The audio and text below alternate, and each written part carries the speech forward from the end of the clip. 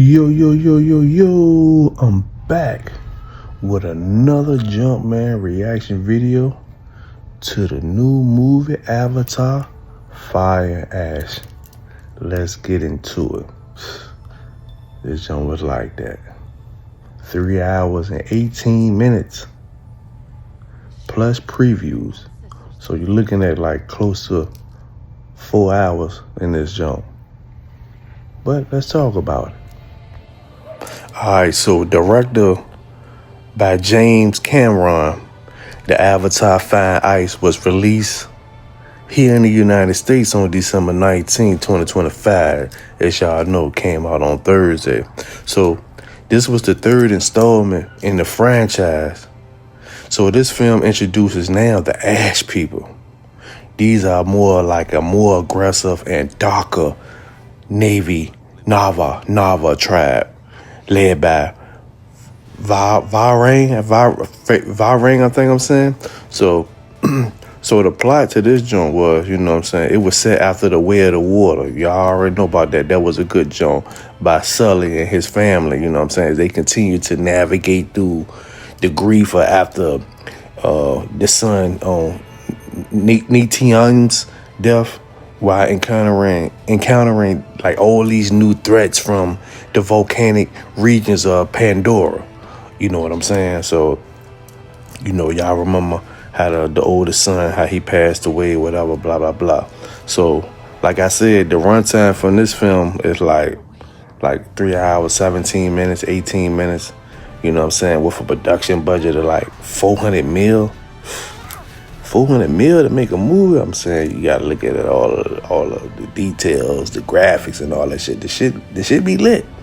So, on their strong opening night, they did like 12 million in the US on Thursdays, So, and they're tracking and hoping for opening weekend to be like around 95 to 105 million. So shit, they gonna make a good 1/4 of their money back, depending on how long the joint stays in the movie theaters, it's gonna be licked. So they got this new threat from the hostile Nava group tribe known as the Ash people.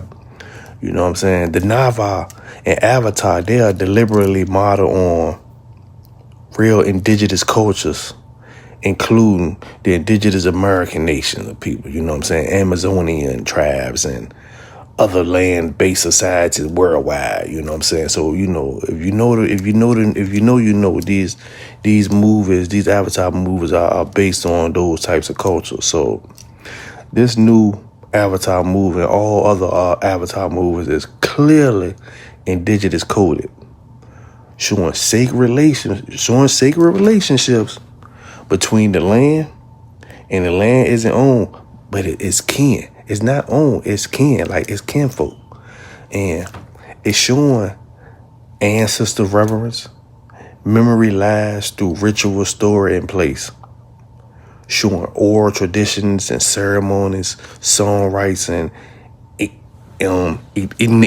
initiations and stuff like that. They showing all this in the movie, showing you how the enemy operates, the colonizers, the colonial resistance art. Technologically, it's advanced outsiders exploiting resources as to what they do. It's what they do. So showing spiritual, ecological nature as a living system, not a commodity. This Avatar movie, Fire and Ice, and past Avatar movies are basically documentaries. They showing you how the indigenous people of the land, how they used to be so connected to the spiritual realm, how they used to be connected to the ancestors and being helped and guided by their ancestors. And being one with the land, nature, and all the animals, and it's showing us how we have to get back to that indigenous people. And it's also showing us how we can defeat the real threat of this world. We just got to tap back in. tapping back in and being back one with the nature, the land, the ancestors, and all that. And get back to knowing self. Being back one with our ancestors. Like I said, got to keep on saying that we got to be back one with our ancestors in nature and using our true magic, which are our gifts. That new Superman powers and all that stuff. These are our Superman powers. These are our gifts that is dormanted within our DNA. Gifts we always had. We always had these gifts. Gifts we got disconnected from. You know what I'm saying? Because of the system they designed for us. This matrix that we're living in. You know what I'm saying? And the indoctrinations that they pushed on us through school since elementary school. You know what I'm saying? And all these different silent weapons of war, you know what I'm saying, being attacked by the fools, the negative frequency of the music, you know what I'm saying, their weather programs, you know what I'm saying, that they're doing, hitting us with all that different shit, and a lot more shit, you know what I'm saying. A lot of more so-called weapons of silent war that they're using against us. So, the bottom line, the Navi people, you know what I'm saying, is a composite symbolic symbol of indigenous people. You know what I'm saying? Especially those that was colonized by resource-hungry empires and shit. You know what I'm saying? So why do people make the Anunnaki and the Avatar connection? Well, it's because they tall, non-human, advanced beings, genetic compatibility with humans, Avatar hybrids, sky origin, natives, advanced tech, spirituality, hierarchy, godlike, overseers in some interpretations. So, when some people say the Navi are Anunnaki coded, what they really mean is, this story taps into ancient sky being and creator archetypes that humans have always used. Okay? So, here's the chess move that most people have missed. Alright? Here you go. Humans equals technologically advanced, but they're spiritually bankrupt. The Nava people, aka indigenous people, equals less tech, but more conscious. The aliens are more human than humans. Don't let that shit go over your head. So, who's actually evolved? That's the question. And it moves and it hits indigenous history way harder than it hits ancient alien history. This movie hits more the ancient indigenous history than ancient alien theories. So define a verdict of this with no sugarcoating, just all straight facts. Indigenous symbolism? Check, yes. Absolutely by design. Anunnaki symbolism? Question it. Interpretive? Not confirmed. But it's a lot of comparison there. So the archetype power overlap, you know what I'm saying, could be yes, because humans recycle the same myths across time. Hidden history has disclosure. No. It's no evidence. We don't have no evidence on that yet. But what we can say, how they put a lot of truth in plain sight in movies, if you know, you know. That's one thing we can say, that they put a lot of truth in plain sight. They tell our history, they tell our stories, these motherfuckers might know more about you than you know about yourself. So, all right. Let's put myth versus memory side by side, and we're going to tell it like it is. Avatar didn't invent this story. What it is remixed in real indigenous American resistant history into sci-fi, swap muskets for mechs, and made it palatable for a global audience.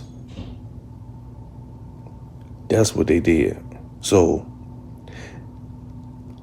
in actuality, how they broke this down in a movie. So, in Avatar, I said Avatar, like retarded. So, in Avatar, the outsiders arrive claiming progress. They want resources. The resources in this movie was Unobotanium. They build bases, roads, and weapons. They label the Nava people as primitive. When diplomacy fails, military force comes in. The Na'vi unite across clans, you know what I'm saying? Their spiritually connection to the land equal power. So their victory comes through unity and turn and belief. But in real history, it's the comparison, how they do in the movie. Europeans arrive, claiming civilization, so-called Christopher Columbus bullshit, ain't discovered nothing. They want land, the minerals, gold, ore, timber. You know what I'm saying? Mineral resource like in the Avatar movie when they wanted the Unobotanium. They build forts, railroads, pipelines. Indigenous people are labor savages. Treaties are signed, then they are broken. They don't hold up their treaties. So the resistance movements rise spiritually. Ceremonies are outlawed. Military suppression follows. So let's put this shit right in plain sight, yo. So this is how they're showing you in the movie, and in so many ways, this is how we lost our land. You know what I'm saying? The indigenous people of America. My copper tone skin, brown Nijis. You know what I'm saying? The only difference from this movie is they actually united and fought and rose up and then let up. Not saying our ancestors didn't put up a fight, because all tribes came together back in the days. You know what I'm saying? When them foreigners came and when they first got here and they were trying to take our land. Start coming over here claiming shit. Do your homework. Do your homework on the Gullah Wars. You know what I'm saying? This is not taught in their schools. They don't want us to know about the Gullah Wars. They're not going to teach you that. They're not going to teach you that in their system. They don't want us to know about our true history, because if they did, like the movie, you know what I'm saying, they did, like the movie when all the tribes came together and fought, these motherfuckers, they wouldn't have a chance, you know what I'm saying? But like in the movie, they came together and they fought and they protected their land. They protected Big Mama, you know what I'm saying, AKA Planet Guy. Or in the movie, they call her Eway. You know what I'm saying? So, for those who know, we know Mother Earth as Tiamat and Planet Kai. You know what I'm saying? And like I just said, in Avatar, she was known as Eway. They called on Eway. You know what I'm saying? They wanted Eway. You know what I'm saying? Eway was Big Mama. Eway would make things happen naturally. So in real life, like the leaders, like if you know your history, go down that rabbit hole and find out about the leaders like Chief Sitting Bull. You know what I'm saying? Chief Sitting Bull wasn't a rebel. More like defenders. The same energy as Jake Sully in the Avatar switching sides, you know what I'm saying? But except in Hollywood, and then with Chief Sitting Bull and the tribes of America, our ancestors got manipulated, backstabbed, and slaughtered by the same pink-skinned people like in the Avatar movie, but in real life. That's what the Nava people called the colonizers in the Avatar movie. They kept calling them pink skin. Kept calling them pink skin motherfuckers, you know what I'm saying? But, so, These motherfuckers gonna see in the movie, the pink skinned ones, the colonizers. How we gonna colonize a land if we can't figure out how we're going to breathe on it? Shaking my motherfucking head. Same thing the motherfuckers said when they was created 6,000 years ago. When their creators created them in the lab, results failed. How the fuck we gonna live on a planet? How the fuck we gonna live on a planet that's known to be tropical and warm all over before there are winter programs? If you can't take the sun, see, the indigenous people of the planet, we are designed to absorb the sun for energy and more spiritual healing benefits. You know what I'm saying? We got that neuromelanin. They got that phenomelanin. You know what I'm saying? It's a difference. Everybody got melanin, but everybody ain't got the melanin that we got. You know what I'm saying?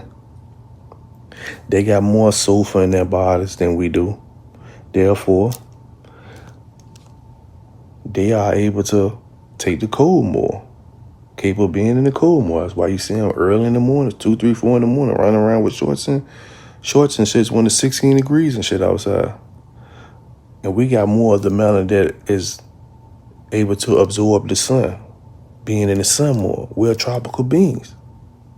The sun gives life to all natural beings and all animals and plants on this planet. I'm just saying, if you know, you know. So if you can't take the sun, then obviously you might don't belong here. It's on the science. Hey, look, I'm only the messenger. This is documented and by scientists and everything. They know. Their scientists know. I mean, it's easy math. It's 1 + 1 = 2. But same thing the motherfucker said probably goddamn 6,000 years ago. How we gonna live on a planet if we really can't take the sun? So they had to come up with their winter programs. But let's get back to the movie. So in comparison to the Avatar movie, in reality, you know what I'm saying? Avatar is indigenous American history, okay? The Oona Chaplin is basically the gold, land, and oil. The RDA Corporation in the movie is the U.S. government plus private interests. The savages are the American Indians. We're the problem. Forced relocation, reservations, home tree, destruction, village burnings. Navi people are spiritually, ecologically indigenous. Cosmology, clan unity, interpretable alliances, final wars, uprising, all that shit. You know what I'm saying? So this isn't a coincidence. This is pattern recognition. So the brutal truth is, here's the part movies can't show. In Avatar, nature fights back. In real history, nature was fenced, drilled, and sold. The Navi people, they went in like 3 hours and 17 minutes in the motherfucking movie. You know what I'm saying?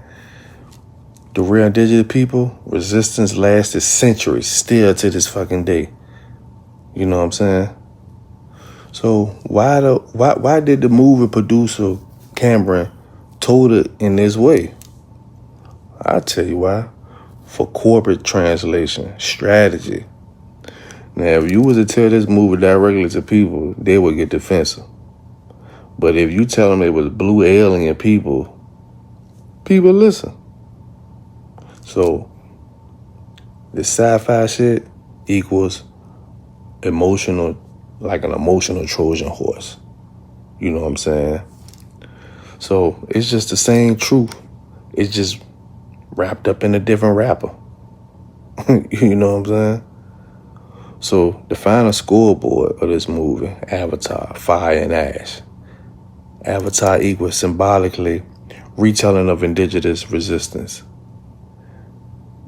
The Nava people equals composite indigenous archetype. You know what I'm saying?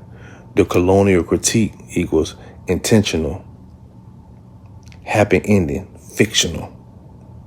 So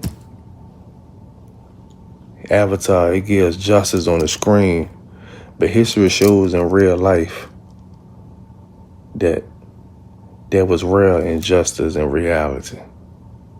And if you do your research, you'll go down that rabbit hole of understanding, and overstanding that we were not always copper tone colored people. The metals in our body that we have now, iron, when iron metals rust, what color does it be? It's brown. It's brown. But back in those ancient times, the sunlight angles and frequencies and the metals in our body and whatever other composites that made us these different colors. This is why you see ancient Egyptian deities like Osiris and other Kemet deities drawn as blue and green sometimes. Look, know thyself and know your true history, because it's very clear that you can see people that are not within our race and that's not within our culture.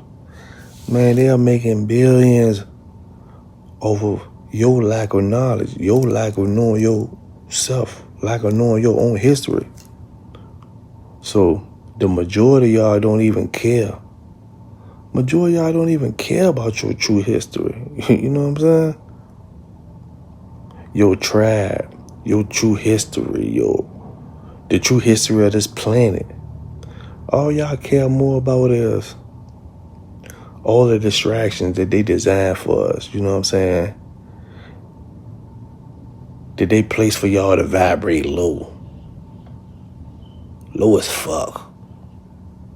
But chosen ones, we can go high, we can go low. Because we are aware. We are aware of who we are. We are aware of self. We are aware of our true history. So on and so on and so on.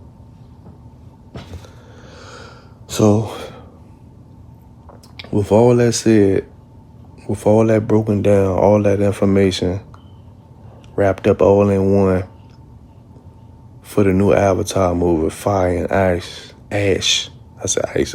Fire and Ash. You know what I'm saying? That Avatar people, the Nava people, you know what I'm saying? They represent the indigenous people, the real tribal cultural people, showing that real spiritual connection to the ancestors and to the land and to the animals. You know what I'm saying? How unity was the key to keeping their land, to keeping the lives of others still alive. But other soldiers and other casualty people, they ascended within. Same thing that it went on. Like, we lost that. You know what I'm saying? We got to get back to that. Of coming together, or protecting Big Mama, a.k.a., you know what I'm saying? Which I know is Earth. Earth means dirt. You know what I'm saying? Planet Cat, Tiamat. You know what I'm saying? Like, we got to get back to that. You know what I'm saying? But they got us in this matrix, man. And this shit got us disconnected. A majority of us disconnected of self. And disconnected from the earth, disconnected from our ancestors that has descended on, that we still can tap in within, tap into. So yeah, man, Avatar, Fire and Ice, that is my reaction That is my review. That is my little gems and history on it as well. I'm definitely going to give this junk 5 major motherfucking popcorns. Peace, I'm on. Wadu. Jump, man.